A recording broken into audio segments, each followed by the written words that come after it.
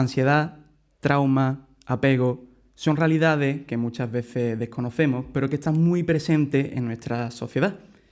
Entenderlo es parte del proceso de crecer, sanar y de relacionarnos con personas de una forma consciente. Por ello, en este episodio tengo el placer de traer a María Marín, psicóloga experta en trauma, apego y MDR, que nos explicará herramientas útiles y nos ayudará a comprender de una forma mejor y una forma que nos hará entendernos a nosotros mismos estos conceptos. Bienvenida, María, ¿qué tal? Hola, ¿qué tal? Estoy muy contenta por poder formar parte de este podcast. Yo más contento, no te lo pueden imaginar. Antes de entrar un poco en el tema, me gustaría un poco de contexto y que explicases qué es la ansiedad, pero desde un enfoque clínico. Vale, pues mira, la ansiedad al final es una respuesta emocional natural del cuerpo cuando interpreta que hay un peligro. ¿Qué pasa? Que hoy en día, en la actualidad, los peligros no son los mismos que los que teníamos antiguamente, ¿no? Por ejemplo, antiguamente la gente tenía que sobrevivir en mitad de una selva, ¿no? Entonces el peligro era que te atacara un león. Hoy los peligros son no llego a final de mes, problemas con la pareja, problemas con la familia. ¿Qué pasa? Que cuando el cerebro no interpreta a veces, no diferencia, mejor dicho, perdona, lo que es real y lo que es imaginado. ¿Esto qué pasa?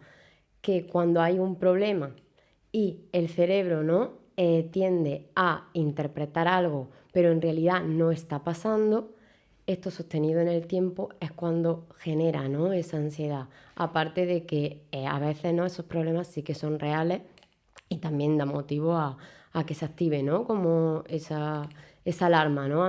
Para mí la ansiedad al final, desde mi enfoque, es como una alarma, un disparador, que cuando se activa hay que escucharlo porque hay algo que no está bien, ¿no? Nos está mandando nuestro cuerpo señales y hay que atenderlo. ¿Y cuál dirías que es la diferencia entre estar estresado y tener ansiedad? ¿Son dos cosas diferentes? Es decir, ¿existe una ansiedad clínica y otra parte que puede ser una ansiedad un poco más del día a día, más habitual, o la ansiedad es ansiedad? Bueno, aquí, ¿no?, sí que es importante diferenciar porque el estrés es algo que pasa de manera eventual, ¿no? Por ejemplo, tienes un examen, ¿no? Entonces tu cuerpo se prepara y ese estrés es funcional, es decir, te ayuda.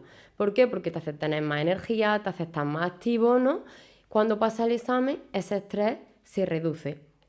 Es decir, tiene una causa y es puntual. La ansiedad a veces no tiene una causa específica en el presente, porque esto es algo, ¿no?, que yo cuento mucho a mis pacientes, ¿no? Porque mucha gente viene a terapia y dice que mi vida ahora mismo no está todo bien y siento ansiedad y no sé por qué, ¿no? Y a veces también la ansiedad viene de cosas que no se han procesado en el pasado, ¿no? Y esto es algo que mucha gente no sabe, ¿no? Entonces, la ansiedad puede que en el presente, como estaba diciendo, no tenga una causa específica, pero sí que la tenga, ¿no?, en un pasado. Suele tener una larga duración y los síntomas se notan mucho más físicamente, ¿no? Cuando tú estás estresado, bueno, a lo mejor el corazón te late un poquito más rápido, estás más nervioso. Ahora, cuando sientes ansiedad, sí que a nivel físico va a tener otros síntomas y, bueno, esos síntomas no generan también mucho malestar. Claro. Y bueno, la palabra ansiedad hoy en día yo creo que está bastante generalizada, se utiliza muchísimo en diferentes contextos, en situaciones muy diversas. ¿Cuáles son los mitos de esta ansiedad? Es decir, cosas que quizás no son parte de la ansiedad, sentimientos, un poco experiencias que pueda llegar a tener una persona. Es decir, aquellos mitos que la gente va divulgando que no tienen que ver con la ansiedad. ¿Sabrías decir alguno? No sé muy bien a qué te refieres con esos mitos, pero por ejemplo, te refieres a frases como tienes ansiedad, pero que si quieres puedes vencerla. Claro, es decir, cosas que están contraindicadas para personas que quizás tengan ansiedad, mitos que se suelen decir. Sí, uno sería ese, ¿no? Que al final es como, Bueno, la ansiedad es algo que se ha inventado ahora, ¿no? Lo que te hace falta es tener la mente ocupada, ¿no? Esto es algo que en la cultura de hoy, ¿no? Se lleva bastante también, bueno, por el contexto, ¿no? Del que venimos. Venimos de antes, ¿no? Que había otra cultura diferente, ¿no? Más enfocada en el sacrificio, ¿no? En el trabajo. Entonces hoy hay una creencia, ¿no? Que parece que la ansiedad, si tú pones fuerza de voluntad, se supera y eso no va así, ¿no? Porque es lo que he explicado antes, también hay que entender, ¿no? De dónde viene, procesar emociones y al final, ¿no? Hacer un proceso de autoconocimiento para saber qué es lo que ha hecho disparar esa alarma, porque si no lo que estamos haciendo es, bueno, apagamos la alarma, ¿no? La silenciamos, parece que está todo bien, pero ¿qué pasa? Que esa alarma va a empezar a sonar más fuerte, es decir, los síntomas van a ser cada vez más graves y va a tardar más tiempo, ¿no? en poder gestionar esa ansiedad. Me parece muy interesante lo que has mencionado de que antes había una cultura diferente y esto te lleva a pensar de que al final yo creo que hoy en día la ansiedad es algo que es una epidemia social y me gustaría saber si esto es algo nuevo o ya existía de antes pero la gente no le daba esa importancia o no se tenía ese conocimiento. Bueno, creo que ahora, ¿no? Es cuando se le pone nombre. Antes era como una realidad que estaba silenciada, ¿no? También por lo que he dicho, yo tengo muchas conversaciones, ¿no? Por ejemplo, con mi abuela, y es que antes no había tiempo, ¿no? Para pararte ni siquiera, ¿no? A pensar un poquito cómo te sentías, por lo que hemos dicho, ¿no? Porque, bueno, las mujeres se dedicaban más a los cuidados, los hombres al trabajo, entonces sí considero que la ansiedad estaba, pero hoy en día, ¿no? Es cuando, bueno, está siendo más visible y aparte, bueno, ¿no? También llevamos una serie de experiencias, ¿no? Estos últimos años que creo que también están influyendo y luego a nivel de contexto, ¿no? Contexto socioeconómico, las redes sociales, son factores que también hacen que estemos más en contacto con esa ansiedad. ¿Y cómo afectan las redes sociales a la ansiedad? Porque sí que desde fuera se ve que es un problema que agrava bastante la ansiedad. Entonces me gustaría saber qué papel juegan las redes sociales en esto. Bueno, las redes sociales, ¿no? Como todo tiene su cara y su cruz, ¿no? Si la usas de una forma adecuada, yo considero que pueden ser una herramienta súper útil, pero que, claro, también es muy fácil caer, por ejemplo, ¿no? En el Instagram, en TikTok, ¿no? En la comparación.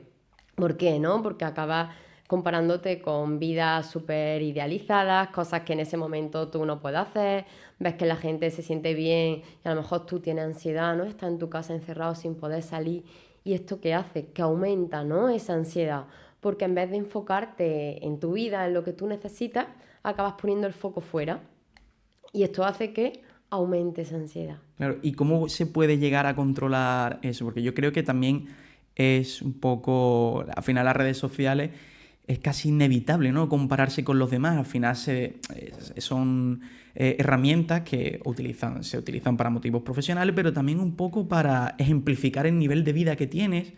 Entonces, ¿de qué manera uno puede separar su vida con la vida de los demás? Bueno, esta es muy buena pregunta, ¿no? Y para mí ahí lo más importante es el autoconocimiento, ¿no? Al final, si tú has trabajado en ti y sabes quién eres, sabes los valores que tienes, sabes tus inseguridades, ¿no? Porque al final todos vamos a tener inseguridades, ¿no? Y a terapia no es algo que, como una maquinita, ¿no? Que sales perfecto, ya no tengo miedo, no tengo inseguridades, eso no existe. Pero si tú sabes tus inseguridades, ¿qué pasa, no? Que sabes tus puntos débiles, por así decirlo. Entonces, estás en Instagram, por ejemplo, y a lo mejor imagínate, ¿no? Yo sé que vea un tipo de perfil de chica hace que para mí sea un disparador, ¿no? Que un disparador en psicología es como algo que te activa, ¿no? Por ejemplo, esa ansiedad. ¿Y qué hago? Pues, por ejemplo, reducir, ¿no? El consumo de esos perfiles. ¿Qué hago? Seguir a gente, ¿no? Que me pueda aportar cosas que estén en coherencia con mis valores, ¿no? Por ejemplo, si me gusta viajar, voy a seguir a gente que me muestre eso. Entonces, convierto al final, ¿no? Ese lugar en un lugar de conexión y que fomente el estilo de vida que yo quiero llevar. porque si no al final es muy fácil, ¿no? Entrar en ese bucle. Y aparte creo que algo también, ¿no? Fundamental es reducir, ¿no? El consumo, porque, bueno, creo que cualquier persona ahora mismo se mete en su móvil, ¿no? En el tiempo que ha pasado diario y una media de 4 horas, 5 horas al día, que me parece una barbaridad. Tenemos todo. Claro, no, no, sí. La verdad que es algo que es bastante habitual ya, por desgracia. Y, y también me ha parecido muy interesante porque sí que es verdad que coincido en buscar a personas que tengan los mismos gustos que tú, que aporten y tal, pero ¿qué opinas de esos influencers que utilizan la ansiedad para generar contenido? Estamos hablando de influencers que no tienen conocimiento sobre el tema, que incluso pueden llegar a tener o provocar prácticas nocivas. ¿Cómo se puede llegar a controlar eso? Bueno, esto no se puede controlar, Claro. ¿no? Y esto es cosas que hay que aceptar, ¿no? Es algo que yo trabajo también mucho, ¿no? Porque la ansiedad, uno de los síntomas, ¿no? Que la gente suele tener eso, el querer tener el control, ¿no? Y en la vida hay cosas que vamos a poder tener el control, pero en la mayoría no. Entonces, ¿cómo puedo controlar que un influencer hable sobre ansiedad, ¿no? Y sean cosas nocivas? No puedo controlarlo, pero sí puedo elegir qué contenido veo, ¿no? Y esto sí que es importante porque cuando un contenido, ¿no? Hablando sobre un tema como es la salud, ¿no? Mental, viene de alguien que no tiene una formación específica, hay que tener cuidado, ¿no? Porque lo que a esa persona le funciona puede que a ti no. Entonces, más que controlarlo, yo diría, ¿no? El ser consciente de que consumimos día a día y que, bueno, que los influencers generalicen esto, le den visibilidad, está bien, ¿no? Porque quizás alguien está en su casa, no sabe si da ese paso, ¿no? De ir al psicólogo, no sé, me siento mal, pero no sé por qué. Y quizás vea a una persona de referencia, ¿no? Mostrando que está mal, le hace dar ese paso y eso es algo súper positivo, ¿no? Pero claro, de ahí, ¿no? El siguiente paso es, vale, a lo mejor, ¿no? Soy consciente de que voy al psicólogo, pero ahora tengo que seguir eligiendo, ¿no? Que consumir, que sea una fuente fiable. Claro, ¿te ha llegado a pasar de encontrarte pacientes tuyos con ideas preconcebidas a través de las redes sociales o ideas equívocas o incluso más allá, gente que está totalmente afectada por lo que consume las redes sociales, por lo que hemos estado hablando? Sí, esto es algo muy común, ¿no? Que gente venga ya con su propia, ¿no? Etiqueta. No, yo tengo esto y esto porque lo he leído, porque se lo he visto a esta chica, porque cumplo, ¿no? Estas cosas que he leído y esto es algo súper común, ¿no? Aparte también he tenido, ¿no? Algún paciente que, bueno, ¿no? Pues no ir a profesionales específicos, ¿no? Sino ir un poquito a terapia alternativa, vamos a llamarla así. Uf, han vivido experiencias que han sido retraumatizantes. Por Bueno, eso es muy... Yo aquí, ¿no? Sí que mando un mensaje de, jo, hay que tener mucho cuidado, ¿no? A quien acude. Es como si te rompes la pierna y en vez de ir al médico, vas al carnicero. claro, Hay que tener cuidado, ¿no? son cosas muy diferentes. Mira, otra cosa que me llama muchísimo la atención y últimamente cada vez está más en auge es las personas que utilizan la inteligencia artificial para hacerse como sus propias terapias, ¿no? Es decir, conozco a personas de mi entorno que me han llegado a decir, yo no voy al psicólogo, pero tengo a ChatGPT que cada vez que estoy mal hablo con él y me ayuda. Entonces, bueno, ¿tú esto cómo lo ves? ¿Crees que es una solución a corto plazo? ¿Que es una pésima idea? ¿Cómo lo ves tú, la inteligencia artificial en esto? Esto cada vez lo estoy viendo más, ¿no? También mis pacientes como que me han dicho algunos, oye, pues es que estuve hablando con ChatGPT porque me encontraba mal y al final hay que tener algo claro, ¿no? Y es que una inteligencia artificial no va a poder sustituir, ¿no? Un vínculo humano. Desde mi enfoque yo trabajo desde el vínculo, porque para mí, ¿no? La reparación de lo que hemos vivido se hace desde ahí. Y el vínculo, ¿qué significa, no? El vínculo es la conexión, ¿no? Que yo creo con el paciente. Aprendo sus patrones, qué necesita, que ha faltado, silencio, eso ChatGPT no te lo puede dar, Claro, ¿no? Por mucho que quieras. Y luego también cuidado, ¿no? Porque también se puede caer en lo que creo que también es otro factor que aumenta, ¿no? Mucho la ansiedad hoy en día. Queremos las cosas ya. mm, Y ChatGPT está ahí siempre. Entonces me encuentro mal, le pregunto a ChatGPT, me dice, no, es muy bueno, entonces te dirá algo que seguramente en ese momento te ayude. claro, algo que quieras escuchar en ese momento. Exactamente, ¿no? Pero ¿qué estás haciendo ahí? Realmente lo que estás evitando es el malestar. Claro, Estás evitando las emociones. Y cuando evitamos las emociones, esto genera más ansiedad. Y en terapia, ¿qué se hace justamente? No evitar. En terapia se sostiene, ¿no? Es como, tú me traes esta tristeza, por ejemplo, y yo te voy a ayudar a que sea un poquito menos incómoda. La vamos a sostener los dos, ¿no? Como vamos a repartir el peso, porque a lo mejor tú has aprendido a que esa tristeza es peligrosa y ni siquiera, ¿no? La quiero sentir.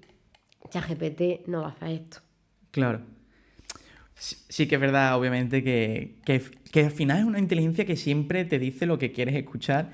Y bueno, después llegaremos a ese tema porque me parece un tema bastante interesante. Pero antes de eso, creo que también es interesante un poco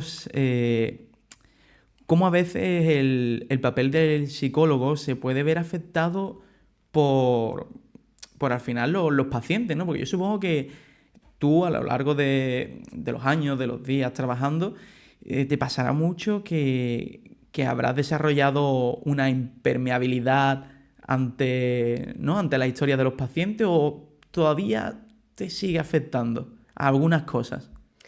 Bueno, ¿no? Al final los psicólogos, yo siempre lo digo, somos personas, ¿no? Ante todo, y tenemos emociones. ¿Qué pasa? Que al final, ¿no? Trabajamos con eso. Yo también tengo mi psicóloga, ¿no? Que a mí considero que algo súper importante, ¿no? Para los psicólogos, para poder supervisarme, ¿no? Cuando me superviso, ¿qué significa? Que también, ¿no? Veo que casos que llevo me pueden estar a mí afectando con mi historia de vida, con ese momento. Entonces, ¿no? Aquí también yo tengo mi espacio para poder gestionar esto. Además, ¿no? Para mí algo fundamental es, bueno, ¿no? El tiempo fuera de terapia, ¿no? Yo en terapia al Mm. final tengo una carga, ¿no? Emocional porque escuchas, ¿no? Mucho malestar. Yo necesito recargar ese malestar fuera, ¿no? Necesito recargarme mis pilas, por así decirlo. Y bueno, ahí es donde conecto mucho conmigo, con la naturaleza, con mis deportes y eso me ayuda, la verdad, bastante. Claro. Bueno, retomando un poco el tema de las redes sociales, que yo creo que va un poco ligado, es también, no sé si te da la sensación de que hoy existe mucho miedo a perderse algo en la vida, ¿no? Es como que estamos en una sociedad muy rápida, en la que todo pasa muy rápido, como tú dices, todo tiene que ser ya. Entonces, no sé si te da la sensación de que existe bastante FOMO hoy en día, ¿no? Ese miedo a perderte algo en la vida, a no estar siempre en el momento correcto. Eh, ¿Cómo ves eso? ¿Cómo se trata? ¿Cómo lo ves? Totalmente, ¿no? Lo que hemos estado hablando, la ansiedad está súper ligada a eso, ¿no? Estoy en Instagram, estoy viendo que la gente está en la playa, quiero estar allí, mis amigos van a salir, yo no me apetece, pero me obligo, ¿no? A salir y al final esto, ¿qué hace, no? Que realmente no escuches lo que tú necesitas. Porque a lo mejor tus amigos no están saliendo, pero ¿a ti te apetece salir? ¿A ti te gusta esa fiesta? ¿A ti te gusta esa música? Claro, pero es que si no voy me puedo perder, ¿no? El conocer gente. Y para esto a mí me parece súper importante, ¿no? También tener claro tus valores, saber quién eres, ¿no? Y esto es un trabajo, ¿no? También de conocerte y de conocer, ¿no? Tu identidad, porque si no puedes entrar, ¿no? Como en ese piloto automático de no querer perderte nada y eso es imposible, ¿no? En la vida nos vamos a perder cosas y al final, pues no querer perdernos nada, lo que nos vamos perdiendo es la vida, porque no estamos, ¿no? Al final nunca en el presente. Claro. ¿Crees que estamos en una sociedad donde se está perdiendo la identidad individual? Es decir, ¿somos más colectivos que individuos? No, no creo, ¿no? Porque creo que somos muy individualistas hoy, ¿no? Y la sociedad eso lo fomenta, a pesar de que tenemos ese miedo, ¿no? A perdernos cosas y esa sensación, ¿no? De comunidad, pero sí que siento que cada vez más, ¿no? Las aplicaciones que hay, por ejemplo, para conocer gente, ¿no? Tenemos como muchas opciones, ¿no? Entonces, ¿eso qué hace también? Que seamos cada vez como más individualistas, pensemos en qué quiero hoy, esto me gusta, esto no, y al final, ¿no? No nos responsabilicemos a veces de esa comunidad, ¿no? O de esto cómo puede influir, ¿no? En un largo plazo. Claro. Y bueno, también hablando de trabajo, porque yo creo que no es baladí que hoy en día hay precariedad en ciertos sectores laborales. Y sí que se da bastante un poco ese temor a no ser suficientemente productivo, ¿no? Hoy en día yo creo que hay que saber de todo, hay que ser de todo, ¿no? Solo hay que ver los currículum que te piden, tener experiencia en mil millones de cosas. Y quería saber si te llega también ese tipo de gente que le da ansiedad el no ser suficientemente productivo, el no llegar siempre a las metas o no llegar siempre al 100%. Esto es algo que se ve, ¿no? Bastante en terapia, en consulta, porque el ritmo, ¿no? De vida también es como que crea, ¿no? Hoy en día esa exigencia, ¿no? Tengo que ser productivo y tengo que saber de todo. ¿Y qué pasa aquí? Que hay una parte de nosotros que acaba poniendo, ¿no? Nuestra valía como persona en lo que hago, no en lo que soy. Y claro, aquí depende totalmente de algo externo. Entonces, sí que esto se ve bastante. ¿Y qué recomendarías para autorregular esa sensación, ¿no? Bueno, ¿no? Yo no trabajo, ¿no? Dando consejos así cortos porque Claro, me imagino. creo, ¿no? Que tengo que conocer a la persona, el caso, ¿no? Pero sí que diría, primero, el ser consciente, ¿no? De ese consumo quizás excesivo, ¿no? De formación. Porque aquí también, ¿no? Lo que pasa es que cuando consumes, ¿no? También mucha formación, no te da tiempo a integrarla realmente, ¿no? Entonces hay mucho título, pero realmente hay poca experiencia interna, ¿no? Porque esto también necesita su tiempo para poder, ¿no? El cerebro procesarlo. Entonces diría el ser consciente, ¿no? Sobre todo de que te está pasando esto. Y a partir de ahí, ¿no? Se seguiría trabajando. Claro. Eh, También uno de no temas polémicos, pero sí que siempre ha sido algo peculiar e incluso mal visto, son las típicas frases que coloquialmente se llaman Mr. Wonderful, ¿no? Del si quieres puedes, si lo intentas lo vas a conseguir. Y bueno, la vida no es tan fácil y no es tan bonita como parece o como te lo venden.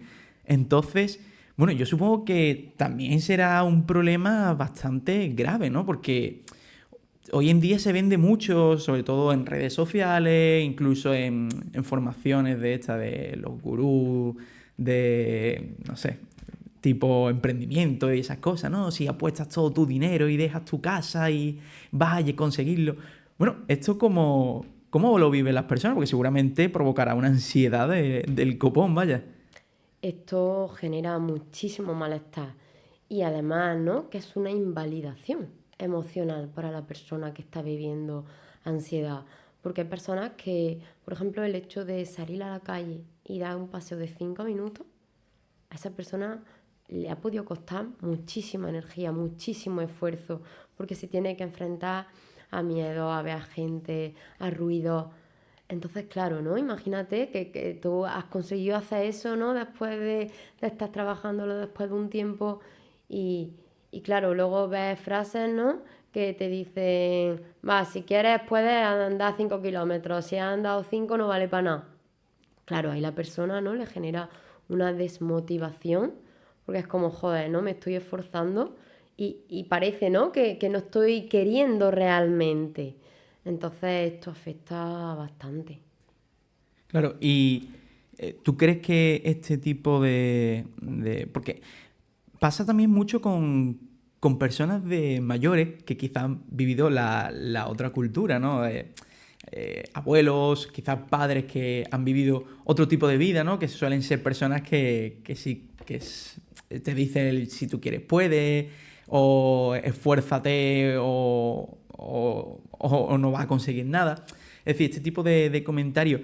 ¿Qué le dirías a esas personas para que, bueno, puedan decirlo de una manera que no pueda afectar negativamente a la persona? O quizás comentarios que puedan sustituir esos que llegan a ser desmotivador, como dices. Bueno, aquí yo le diría, ¿no? Pues por ejemplo, en vez de decir si quieres puedes, ¿no? Decir, jo, entiendo, ¿no? Que te está siendo difícil esto, cómo podrías esforzarte un poquito más, te puedo ayudar yo de alguna manera, ¿no? Esto sobre todo lo enfoco a padres, ¿no? Para que también asuman, ¿no? Un poquito ese rol, esa responsabilidad, ¿no? Porque a veces no si quieres puedes. También es, ¿qué estoy haciendo yo para que tú no puedas? Claro, claro, claro. Eh, y para el tema de... Porque hemos hablado ya un poco de la ansiedad a nivel mental, pero creo que también hay otra faceta que incluso es más oculta que la mental, o igual, de hecho, y es a nivel físico. Porque yo creo que muchas personas a veces tienen dolencia física, bueno, ciertos síntomas físicos, que no saben de dónde vienen. Entonces, yo creo que sería muy útil que dijeses algunos síntomas físicos que puede sentir una persona cuando tiene ansiedad para que desde ese conocimiento pueda quizás llegar a planteárselo y buscar ayuda. Entonces, ¿cuáles son los síntomas normalmente más genéricos? Porque supongo que habrá muchísimos.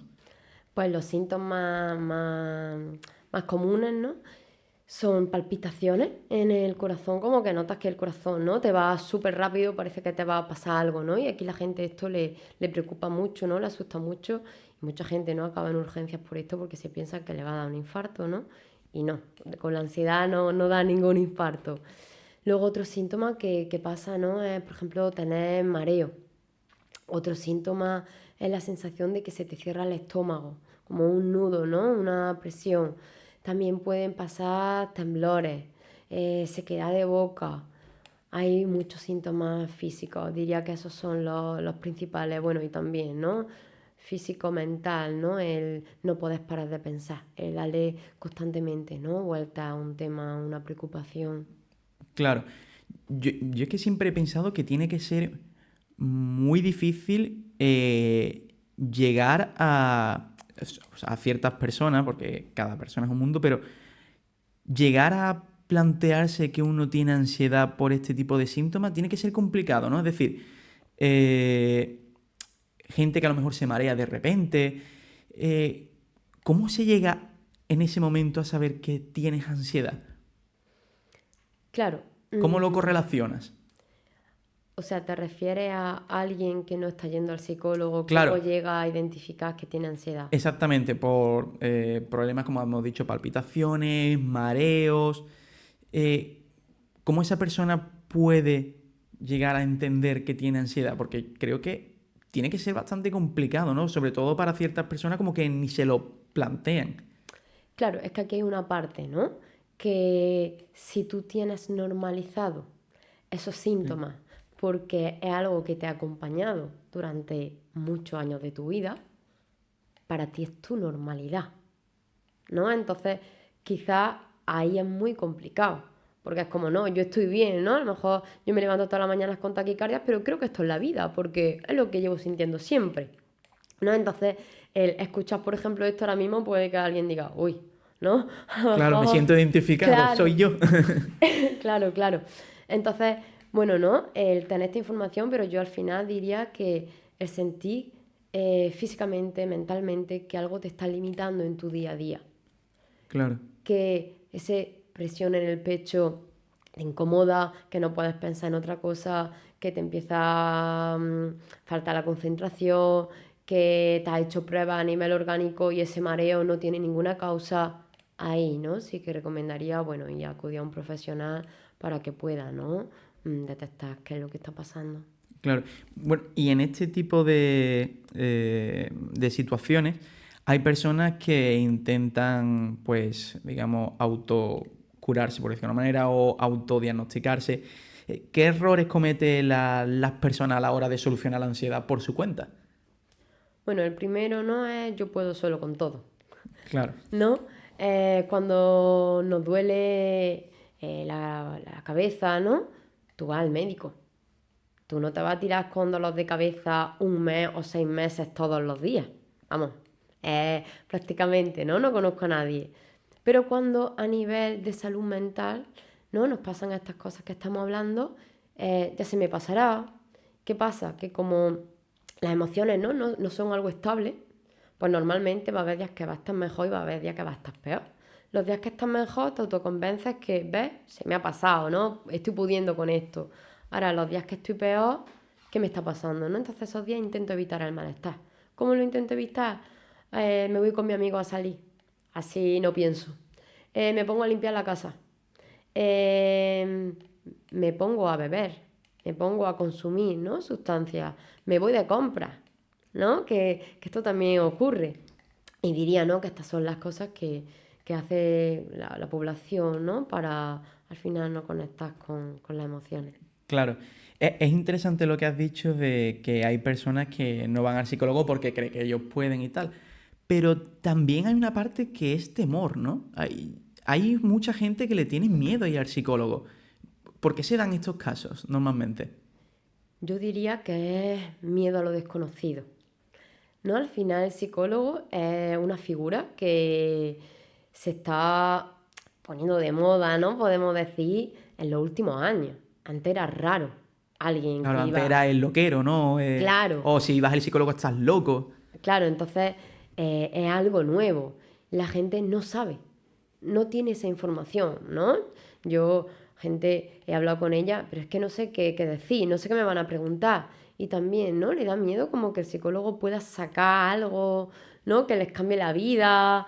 Y no, ¿no? No es nada de esto. Al final el psicólogo te va a acompañar, ¿no?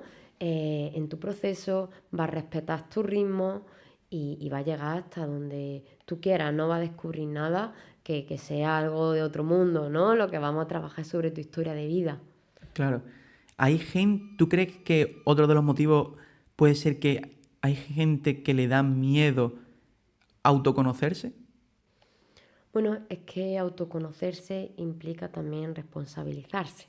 Claro, Y esto a veces no es fácil, ¿no? Porque, bueno, es ser consciente también, ¿no? De nuestras luces, pero también de nuestras sombras, ¿no? Y a lo mejor en ese reconocimiento yo tengo que asumir que estoy haciendo cosas mal. Y esto no a todo el mundo, ¿no? Le gusta. claro.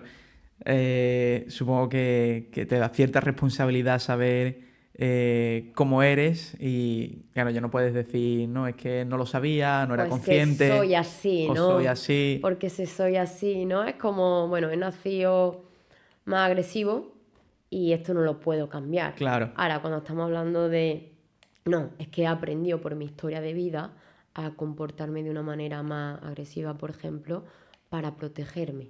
Pero es un aprendizaje, un comportamiento que puedo cambiar. Ahí entra la responsabilidad, ¿no? claro. Y bueno, relacionándolo con el tema del psicólogo, maneras de un poco de autoconocerse, de regularse, el tema de los ansiolíticos, que yo creo que es una ayuda, obviamente necesaria, pero que a veces crees que se apoyan demasiado a las personas en los ansiolíticos más de lo que debería. Últimamente esto ha incrementado muchísimo. De hecho, España es el segundo país que más ansiolíticos consume, después de Portugal. ¿Esto por qué es? Porque al final un ansiolítico lo que hace es que siento ansiedad, me tomo el ansiolítico, esa ansiedad desaparece. Vale, desaparece el malestar, desaparecen esas emociones, pero lo que lo mantiene, no, eso sigue ahí. Y eso si no lo trabajas, por mucha medicación que tú te tomes, no va a mejorar. Claro, es más una inhibición que una solución, ¿no? Totalmente. Y el tema de los ansiolíticos eh, tiene que ir, supongo que acompañado siempre de un psicólogo. No, los No. ansiolíticos los receta el psiquiatra. Ujú.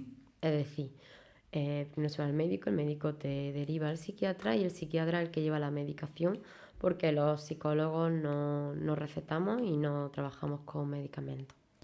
Claro, entonces, ¿crees que debería de haber una conexión? Porque, como bien dices, al final los ansiolíticos son inhibidores, pero no se puede estar toda la vida inhibido, ¿no? Entonces, ¿crees que es necesario, en tu opinión, que el ansiolítico vaya acompañado de una ayuda profesional psicológica? Sí, por supuesto. Es lo que he comentado, ¿no? Antes, el ansiolítico lo que hace es reducir, ¿no? En este caso estamos hablando de la ansiedad, ¿no? La ansiedad en ese momento, pero no soluciona de dónde viene la ansiedad, ¿no? Entonces, como la metáfora que he puesto antes, ¿no? De que la ansiedad era como una alarma, ¿no? Que empieza a saltar, el ansiolítico lo que hace es apagarla, hacerla que suene más flojo, pero no está viendo el por qué está sonando esa alarma, ¿no? Claro. Entonces la terapia lo que hace es llegar ahí, ¿no? A la raíz y a poder conocerte para saber, ¿no? Qué es lo que está disparando eso. Claro. Bueno, yo creo que vamos a pasar ya al otro tema, que creo que es bastante interesante y mucho más desconocido que la ansiedad, que son los traumas. Los traumas yo creo que, bueno, es más complicado llegar al trauma que a la ansiedad, ¿no? Sí, son dos cosas diferentes, ¿no? La ansiedad, vamos a suponer, un iceberg, tiene una punta, ¿no? Que es la que se ve y la otra está debajo del agua, ¿no? Vamos a poner que la ansiedad es la punta del iceberg y el trauma, bueno, son las experiencias, ¿no? Que han pasado, ¿no? En tu vida que son traumáticas, pero sí que estarían, ¿no? Más en ese fondo del iceberg. Claro, y los traumas siempre es... Porque yo creo que es un pensamiento que está también bastante generalizado, que son por motivos muy violentos, muy trágicos. ¿Son verdaderamente por esos motivos o no tiene que haber un suceso muy bestia, que digamos, para que una persona tenga un trauma? Bueno, pueden ser por sucesos, ¿no? Como los que comentas, trágicos, pero también, ¿no? La mayoría de traumas hoy en día son por sucesos que pasan desapercibidos, ¿no? Como por ejemplo, puede ser que en tu infancia, ¿no? Tus cuidadores principales no te ofrecieran una seguridad emocional, vamos a llamarlo así, ¿no?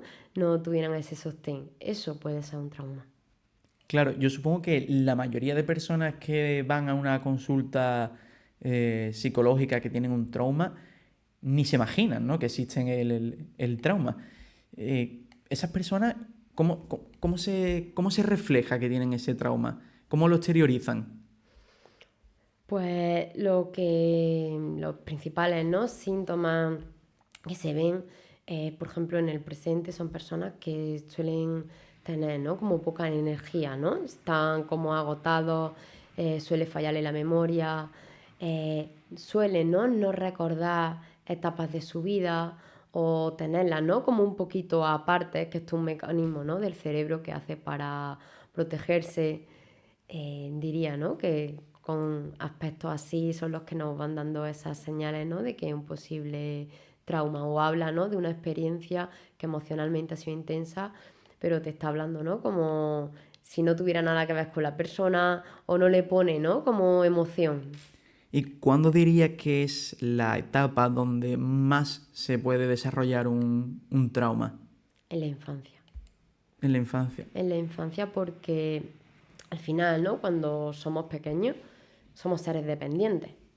Necesitamos, ¿no? A alguien para que nos dé de comer, para que nos enseñe a andar, para que nos enseñe, ¿no?, a ver el mundo.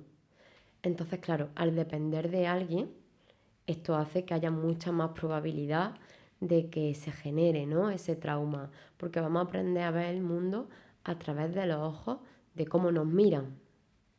Si a mí me hacen desde pequeño creer que no valgo, que si me caigo al suelo estoy aprendiendo a andar, soy tonto, yo voy a aprender de mí eso. Y cuando sea adulto voy a creer que no valgo, que no sé hacer nada, que no valgo para trabajar. Entonces son creencias que se van arrastrando, ¿no?, desde la infancia porque está, ¿no?, en esa etapa de dependencia y de vulnerabilidad, ¿no?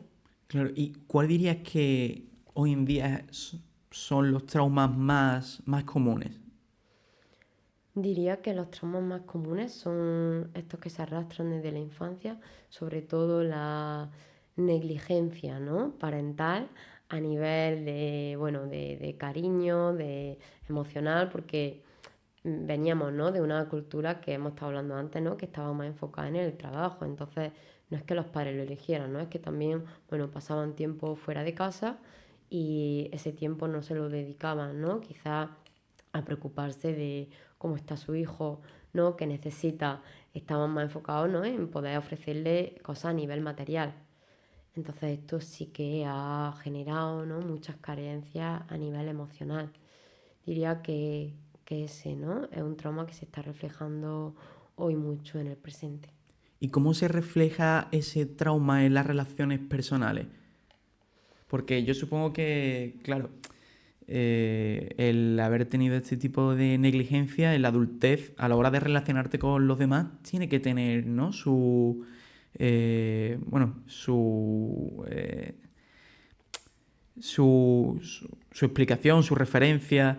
Entonces, ¿cuáles son esas acciones, esos sentimientos en las relaciones personales cuando una persona tiene un trauma de ese tipo? Pues esto va a depender mucho, ¿no?, de lo que estamos hablando, de cómo ha sido, ¿no?, esa infancia, porque al final cada padre es diferente y cada manera de educar es una, y esto lo que va a hacer es unas consecuencias u otras. Pero, por ejemplo, ¿no?, imagínate que en tu infancia tus padres han sido, ¿no?, intermitentes, es decir, a veces te daban cariño, ¿no?, te daban besos, abrazos, te decían que te querían, pero luego otras te castigaban, te gritaban o te decían que te iban a llevar al parque y luego no te llevaban y no te daban una explicación o desaparecían. ¿Esto qué hace, no? Que tu sistema de apego esté alerta, ¿no?, y se quede activo. Cuando llegue a la adultez, esto no le pasa a todo el mundo, ¿vale? Pero estoy Ujú. poniendo un ejemplo concreto para que se pueda entender. Cuando llega a la adultez, ¿qué puede que pase, no? Que, por ejemplo, tenga una pareja y tu pareja salga con su amigo y a ti se te active, ¿no?, esa alerta de ese miedo a no saber qué va a pasar, ¿no? De va a estar presente, no, me va a dar cariño, va a desaparecer, ¿no? Como un poquito ese miedo, ¿no?, al abandono, porque no ha habido esa seguridad, ¿no?, esa coherencia cuando se está en la infancia. Claro.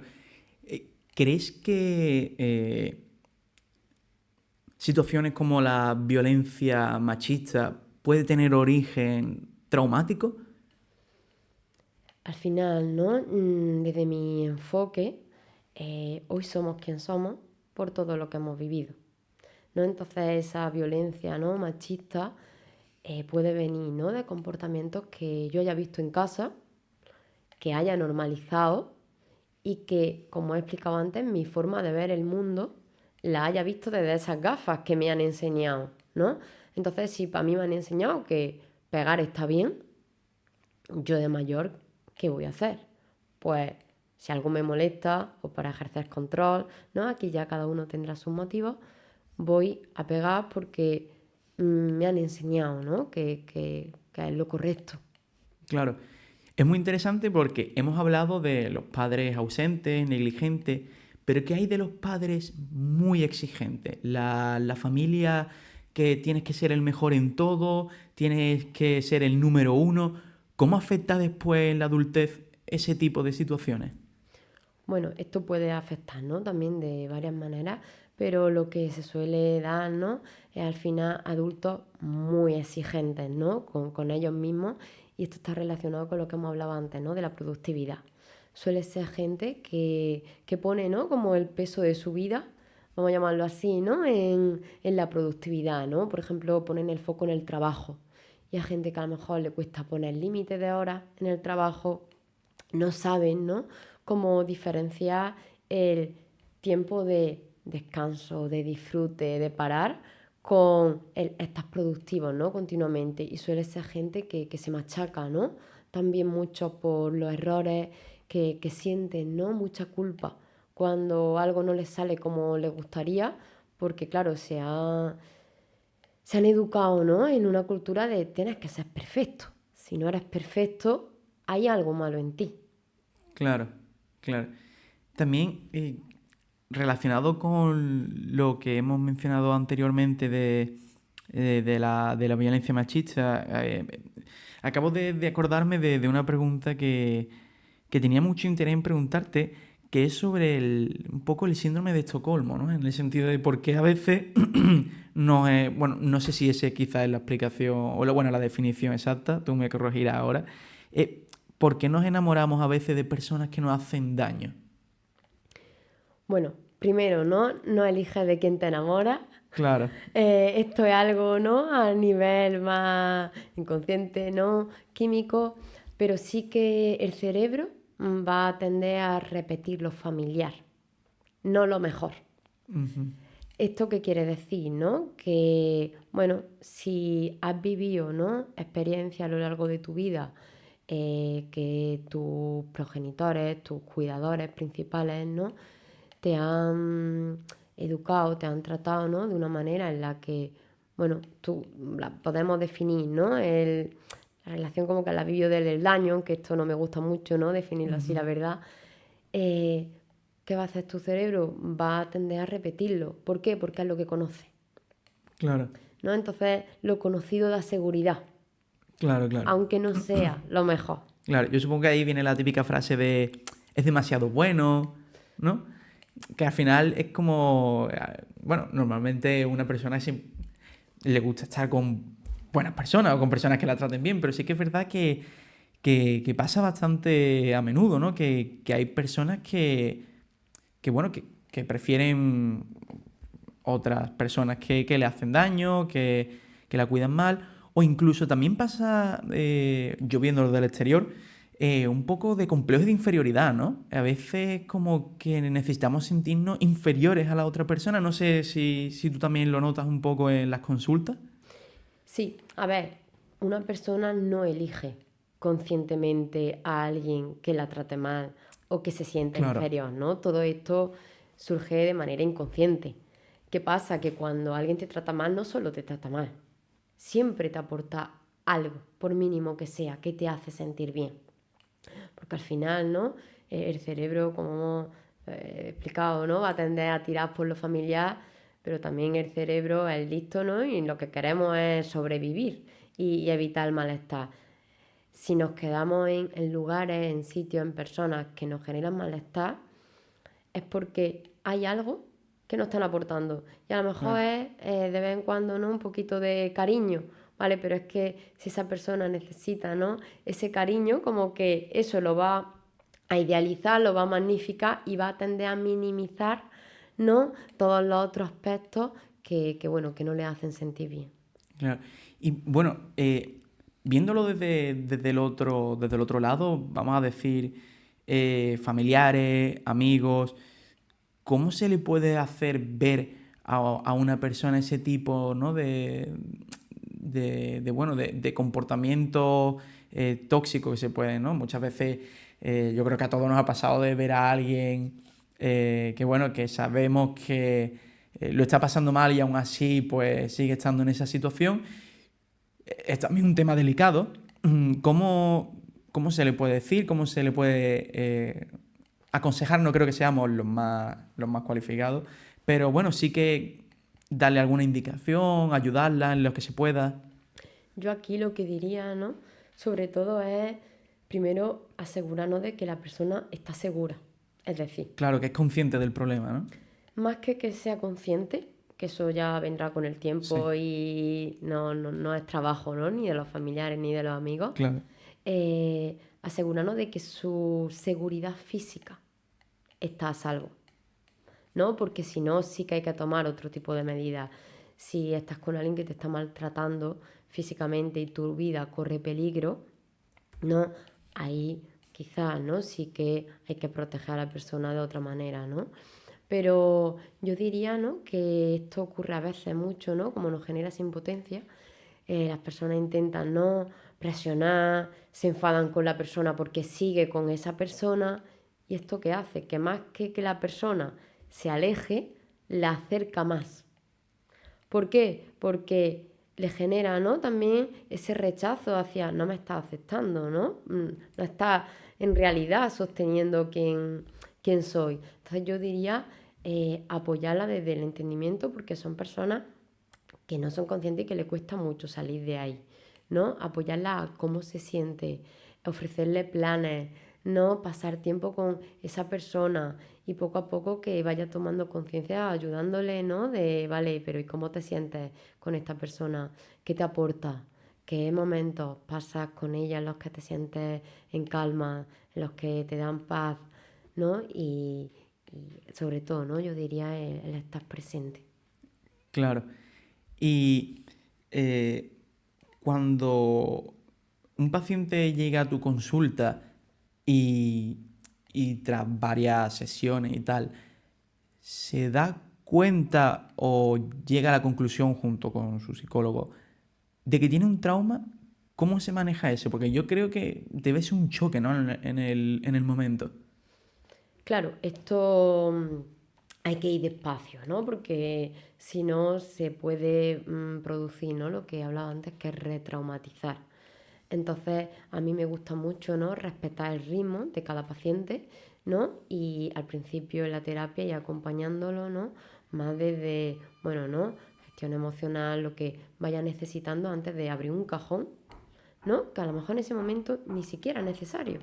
Claro, ¿No? Porque, vale, puedo tener un trauma, pero es que a lo mejor ese trauma en el presente no está teniendo consecuencias o no es relevante o hay cosas más importantes que tratar, ¿no? Entonces, esto sería importante y luego se va acompañando mucho, ¿no? Desde la validación, desde la compasión y a mí me gusta, ¿no? También que el paciente vaya siendo el que va poniendo nombre, ¿no? A las cosas y esto también lo facilita un poquito, ¿no? Que no de repente llegáis y decís, ¡pum! No tienes esto, porque eso al final, ¿no? Asusta. claro. Yo también, esto es una pregunta un poco, bueno, supongo que complicada de responder, sí que me he encontrado a personas a lo largo de mi vida y bueno, escuchando experiencias de otras personas que quizás mal dicho, por todo lo que hemos estado hablando, pero que han tenido sucesos traumáticos en los psicólogos, por ejemplo. ¿Por qué se da esto? ¿Por qué alguien que debería ayudarte puede retraumatizar, ¿no? Como hemos estado comentando, ¿qué ha podido hacer o qué no ha podido hacer? Esto puede pasar, ¿no? Por varias razones. Primero por lo que he dicho, ¿no? Y más rápido de lo que el paciente puede sostener, ¿no? Imagínate, paciente que ha tenido un duelo, ¿no? Una muerte de una madre, ¿no? Y el psicólogo como que quiere tratar eso ya, ¿no? Porque sabe que viene de ahí, pero el paciente no está preparado, ¿no? Porque para eso hay que trabajar, ¿no? Ante otras cosas. Si abre ese cajón sin que el paciente esté preparado, se puede producir una desregulación emocional que le desestabilice muchísimo. Eso que va a hacer, ¿no? Lo que te digo, retraumatizar. Claro. También relacionado bueno, con el ir al psicólogo. ¿Recomiendas? Bueno, supongo que ya me sé la respuesta, pero muchas veces hay personas que van obligadas al psicólogo, ¿no? A pesar de que a lo mejor saben que tienen un problema, pero no se sienten preparados. Obligar a una persona a ir al psicólogo si está muy, muy, muy, muy, muy mal, ¿lo ves aconsejable o aunque esté muy mal es él quien tiene que dar el paso? Desde mi punto de vista, la terapia es algo voluntario, porque si no, estamos partiendo, ¿no? Ya de una base en la que la persona no le está viendo sentido, ¿no? A estar ahí. Eso que genera mucha resistencia en la terapia. ¿Qué pasa? Que en algunos casos, ¿no? Por ejemplo, esto pasa mucho con adolescentes. Normalmente, ¿no? Hay gente que eso, ¿no? Que le pone resistencia, el psicólogo no sirve para nada, que me va a ayudar. Pero luego también son casos muy bonitos porque, bueno, ¿no? Cuando empiezan a confiar un poquito, se van abriendo, ¿no? Y luego se alegran, también es algo muy, muy guay, ¿no? Pero sí que diría que en la etapa adulta, que una persona se niegue completamente y tú la obligues, desde mi enfoque no tendría mucho sentido. Claro. ¿Tú crees que la palabra trauma se está banalizando en estos últimos tiempos? Que se utilizan de manera, aparte de despectiva, como que se banaliza, ¿no? En redes sociales, personas que salen diciendo que tienen trauma a lo mejor sin diagnosticar. ¿Crees que se banaliza o que realmente una persona puede saber sin ir al psicólogo que tiene un trauma? Bueno, ¿no? Aquí diría que hay una parte que se está visualizando, ¿no? Un poquito más, porque esto es diferente a la ansiedad, ¿no? La ansiedad sí que se usa, ¿no? Claro, Mucho más, de manera más banal, podríamos decir, pero el trauma ha sido como una realidad muy invisible y a día de hoy diría que sigue siendo, ¿no? Invisible. Entonces, que se esté empezando a dar luz tiene aspectos muy positivos porque puede, ¿no? Que muchas personas empiecen a ser conscientes, ¿no? De, vale, ahora entiendo, ¿no? O quizá me pasa esto y no tenía hasta ahora ni idea, ¿no? Pero bueno, al final, ¿no? Como todo, sí que puede, ¿no? Llegar a usarse, ¿no? De una manera, vamos a decir, como quitándole, ¿no? Un poquito de hierro y que las personas que realmente lo sientan, se sientan, ¿no? Un poquito invalidadas porque sí que, bueno, ¿no? Se puede usar, como ya he escuchado algunas veces, ay, no me ha contestado, me va a generar un trauma, ¿no? claro, Claro, y esto a una persona que realmente tenga un trauma le puede generar mucha invalidación. claro. Eh, bueno, esto es otra pregunta que yo creo que es bastante desconocida y es si los traumas se pueden heredar. Esto es una pregunta, ¿no? Muy interesante. Sí, me imagino. Tiene que ser complicado, ¿no? A ver, con heredar, ¿no? Al final, lo que pasa es que si, por ejemplo, ¿no? Tu madre ha aprendido unos comportamientos, por ejemplo, su madre la sobreprotegía, ¿no? Eh, ¿Qué ha aprendido ella? Que eso es lo que está bien. A ti te puede traspasar esa sobreprotección, ¿no? Aquí es cuando hablamos, ¿no? De que se está heredando un trauma. Lo que se está heredando al final, ¿no? Es la forma que han aprendido a comportarse, ¿no? Y esto sí que se ve, ¿no? De generación en generación, cómo se van traspasando, ¿no? Esto también, ¿no? Ciertos legados, como hay familias, ¿no? Que se identifican con, ¿no? En nuestras familias que somos muy trabajadores, muy, ¿no? Son creencias que van pasando, ¿no? De etapa en etapa. ¿Cuál dirías que es uno de los mayores traumas transgeneracionales? Diría, Perdona, voy a especificar uno que creo que puede ser interesante. ¿Crees que la pandemia ha causado un trauma transgeneracional? mm, O lo puede causar porque es verdad que es reciente, pero ¿crees que la pandemia ha podido causar, por ejemplo, una sobreprotección al tema de la salud, de miedo a salir a la calle? ¿Crees que existe esa posibilidad o que tampoco? diría que no. No sé si me estoy mojando, Bueno, es tu opinión, pero me refiero que... sí, pero porque veo como que son cosas totalmente diferentes. La Ujú. pandemia estamos hablando de algo contextual, ¿no? Yo estoy hablando de algo específico, Vale, ¿no? De familia, de comportamiento, ¿no? Entonces, para mí son dos cosas totalmente diferentes, ¿no? Cuando hablo de heredad es independientemente del contexto. claro.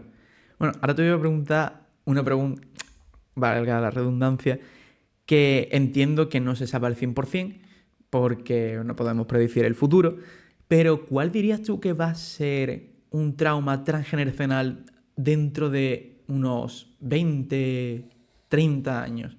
Uno que quizás está empezando a germinarse ahora. Es complicado. Aquí tengo que pensar Claro. bastante. Vamos, a tirarse un triple, es decir, según lo que tú ves Claro. en los pacientes y tal. Pero diría algo relacionado, ¿no? Con la tecnología, porque sí que veo, ¿no? Como que cada vez eso va más en aumento, ¿no? Y estamos muy conectados a la tecnología y muy desconectados del presente y de nosotros. Pero al mismo tiempo, ¿no? Hay algo que me da un poquito de luz y es que hemos hablado, ¿no? De que, bueno, se pueden heredar, pero claro, también se puede trabajar en uno mismo. Y a mí mi madre me podía sobreproteger, pero si yo hoy me trabajo en terapia y aprendo a relacionarme de una manera diferente, yo qué le voy a transmitir a mi hijo. Ya otra cosa diferente, ¿no? Entonces sí que me consuela el que hoy en día somos muy conscientes cada vez más, ¿no? De ir al psicólogo, de trabajarnos. Entonces espero, ¿no? Que las siguientes generaciones, eh, bueno, esto, ¿no? Pase de una manera diferente, aunque sí que me llega, ¿no? Que algo relacionado con el tema de la desconexión, ¿no? Y al final esto implica desconectar emocionalmente, tenga por ahí que ver sentido y también, ¿no? El estrés que llevamos, ¿no? En la vida de hoy, como hemos hablado antes, ¿no? De la productividad, de los salarios, cómo están, ¿no? Los alquileres, ese estrés, ¿no? Creo que también va a tener una influencia. Eh, ¿Crees que está muy también... creo que hay debate en el mundo de la psicología en este aspecto, o no, pero ¿crees que es necesario para no curar, pero sí que, bueno, ¿cómo decirlo? Darse cuenta o mejorar el trauma, revivirlo? Se suele decir mucho, ¿no? Esta frase de para afrontarlo tienes que revivir el trauma. ¿Qué opinas tú de esto? Bueno, yo diría que no es necesario, ¿no? Revivir el trauma. Al final, ¿no? Lo importante es identificarlo, ¿no? Y poder procesarlo. Pero para procesarlo no tienes por qué ponerte a revivir exactamente, ¿no? Lo que pasó, sino también, ¿no? Desde el presente puedes actualizar, ¿no? Que a mí me gusta esta palabra, ¿no? Como si fuera el cerebro un ordenador, ¿no? Claro. Como actualizarlo para tener experiencias, sensaciones, emociones, ¿no? Nuevas que hagan que ese trauma, ¿no? Por así decirlo, se desbloquee, ¿no? Claro. ¿Y crees que el trauma se puede curar? ¿Se aprende a convivir con ello? Es decir, ¿hay un cierre en todo esto? Esto es algo, ¿no? Que mucha gente, ¿no? Llega a terapia, ¿no? Pensando como, tengo esto y quiero cerrarlo, Claro, quiero curarme. quiero que me lo quiten, ¿no? Y bueno, yo el trauma lo veo como una herida, ¿no? Es una parte de ti, va a seguir siendo una parte de ti y cuando sana va a ser una cicatriz, pero Claro. va a seguir en ti, ¿no? Y forma parte de tu identidad. Entonces es súper importante también poder reconocerla. Imagínate, ¿no? Que tienes una cicatriz y haces como si nada, ¿no? Si te tocan, te duele y no sabes por qué, ¿no? Entonces el poder identificarlo también hace, ¿no? Que sepas, bueno, poder gestionar un poquito mejor, ¿no? Esas cositas que puedan tocar esa Claro. herida. Y bueno, ya para terminar, tengo dos, tres preguntas que creo que son un poco necesarias y bueno, se podría también decir reivindicativas. Y es un poco si crees que hace falta una mejora de la psicología en la seguridad social, que tan criticada está. Y, y bueno, al final es lo que hemos estado comentando, que es un proceso muy íntimo, muy personal, que necesita de mucho tiempo. Y bueno, al final la mayor queja de las personas es que lo veo cada 3 meses, no se sabe mi nombre. Eh, ¿Crees que hace falta una mejora? ¿Y cómo esto puede afectar incluso al paciente? Sí, ¿no? Estoy de acuerdo con que hace falta una mejora, haría falta mucho más psicólogos, muchas más plazas, ¿no? En atención temprana, porque es lo que estamos hablando, ¿no? Una persona que necesita ir al psicólogo y una vez cada 3 meses, media hora, eh, no va a servir absolutamente de nada, ¿no? Y más cuando me cuentan, ¿no? Estos casos de no se acuerda, ¿no? Ni siquiera de mi nombre, imagínate, ¿no? La sensación esa de que, jo, vaya a pedir ayuda y no se acuerden, ¿no? De tu nombre. Esto aquí también estaríamos hablando, ¿no? De, bueno, cuestiona un poquito, ¿no? Ya la profesionalidad, ¿no? De cada persona en este ámbito. Me has preguntado eso y me has preguntado como varias cosas a la vez que no recuerdo. No, me has respondido a Vale. todo. Es decir, a las dos Ah, preguntas vale, que vale. me has respondido. Y ya la última es, ¿qué mensaje le darías a aquellas personas bueno, tienen miedo de ir al psicólogo, no se sienten seguros? ¿De qué manera tú puedes darle un mensaje, intentar hacerles ver que es una herramienta útil para aquellas personas que se sientan un poco perdidas o que sepan que lo necesitan, pero le dan miedo, ¿no? Dar ese paso. Yo le diría que, bueno, una oportunidad, ¿no? Al final, si ya están mal, el ir a probar va a hacer o que estén igual, ¿no? O que haya una posibilidad de mejora, ¿no? Entonces sí que lo animaría a confiar, ¿no? Y a las personas que hayan tenido sobre todo, ¿no? También ya experiencias que han ido a psicólogos y no le han ido bien, porque esto es algo que también, ¿no? Pasa y ya se crea, ¿no? Esa desesperanza a probar, ¿no? Porque al final el ir a terapia necesitas tener conexión con tu psicólogo, ¿no? Esto es algo súper importante. Entonces, igual que en la vida real no conectas con todo el mundo, no todo el mundo es tu amigo, en terapia tampoco, no va a conectar con todos los psicólogos, ¿no? Entonces, yo diría como el darte la oportunidad de probar, ¿no? Hasta que, bueno, ¿no? Conectes con alguien con quien realmente te sientas cómodo porque estoy segura, ¿no? De que eso va a pasar. Pues María, agradecerte muchísimo que hayas venido. Yo estoy totalmente seguro de que las personas que vean el podcast les va a encantar. Ya me ha dicho muchas personas que están pendientes de verlo, porque es lo que hemos estado comentando. Hay mucha gente que tiene curiosidad, que no sabe explicar lo que tiene, y siempre viene bien que alguien, bueno, explique un poco, ¿no? O dé ciertas indicaciones de otros casos, porque al final se siente identificado, es algo muy humano sentirse identificado. Y yo creo que este podcast le va a venir muy bien a muchísimas personas. Y bueno, agradecerte de corazón que hayas venido, mm, que bueno, y que estoy seguro que le va a ayudar a muchísimas personas. Así que muchísimas gracias por venir. Y espero tenerte otro día de vuelta para otros temas. Bueno, otros temas. Espero que no pase ninguna locura ni ninguna desgracia, pero lo mismo dentro de 20 años me dirás, recuerdo aquel día que te dije las tecnologías. Eso me molaría mucho. Pero nada, agradecerte muchísimo y cuando quieras, pues, vuelves sin problema. Pues muchas gracias a ti y ha sido un placer poder compartir este ratito.